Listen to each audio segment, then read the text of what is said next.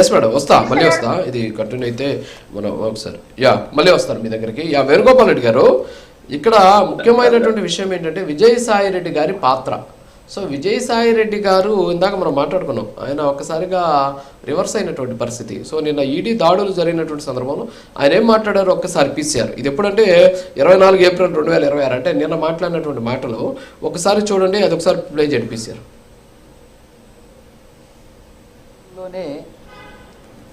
వృద్ధ రాజకీయ నాయకుడు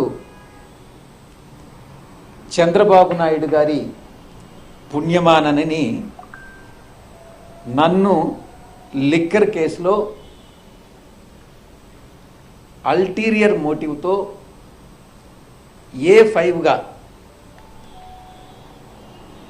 అటు కొంతమంది ఏదైతే లిక్కర్ కేసులో నిందితులుగా ఉన్నారో వాళ్ళ చేత స్టేట్మెంట్ ఇప్పించి నాకు ఎటువంటి సంబంధం లేకున్నా కూడా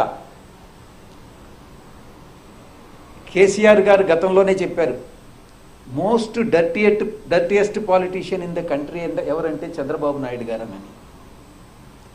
ఆయన పుణ్యమానని ఈరోజు ఈడీ వాళ్ళు A5 నన్ను ఎఫ్ఐఆర్లో A5గా చేర్చారు. కాబట్టి ఈరోజు నా యొక్క రెసిడెన్షియల్ ప్రిమైసెస్ని సెర్చ్ చేయడం జరిగింది.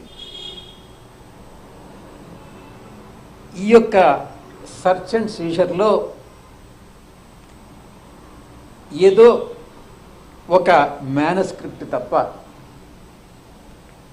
ఏది కూడా దొరకలేదు.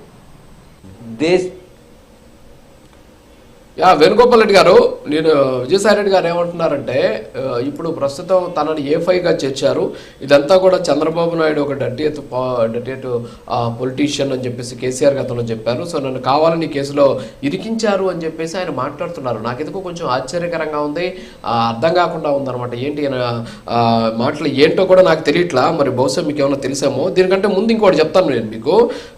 పీసీఆర్ ఒకసారి ఆ ట్వీట్ ఒకసారి ప్లే చేయండి. ఇది కరెక్ట్గా 2025 ఏప్రిల్ 22, అంటే కరెక్ట్గా సంవత్సరం క్రితం ఆయన చేసినటువంటి ఒక ట్వీట్ ఇది. ఒకసారి ఆ ట్వీట్ చూద్దాం. ఏపీ లిక్కర్ స్కామ్లో నా పాత్ర విజిల్ బ్లోయర్, తప్పించుకునేందుకే దొరికిన దొంగలు, దొరకని దొంగలు నా పేరుని లాగుతున్నారు. ఏ రూపాయి నేను ముట్టలేదు.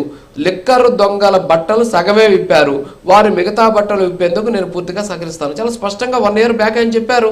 ఎవరు తనని దీంట్లో ఇరికించారు అనేటటువంటి దానికి చాలా క్లియర్గా చెప్పారు. పీసీఆర్ అదొక్కసారి విజయసాయి రెడ్డి ట్వీట్ని ప్లే చేయండి ప్లీజ్. ఇక్కడ దొరికిన దొంగలు, దొరకని దొంగలు నా పేరుని లాగుతున్నారు, ఏ రూపాయి నేను ముట్టలేదు అని చెప్పేసి ఆయన చెబుతూ ఉన్నటువంటి పరిస్థితి. మరి ఎలా చూడొచ్చు అంటారు? ఇక్కడ 2 విషయాలు రాజు గారు. ఒకటి, 2025లో ఆయన వేసిన ట్వీట్ ప్రకారం చూస్తే క్లియర్ గా అర్థమైపోతుంది, విజయసాయి రెడ్డి గారికి లిక్కర్ స్కామ్ జరిగిందనే సంగతి తెలుసు, దాంట్లో రూపాయి డబ్బులు రాలేదు. కాబట్టి ఆయన 2 సార్లు ఈడీ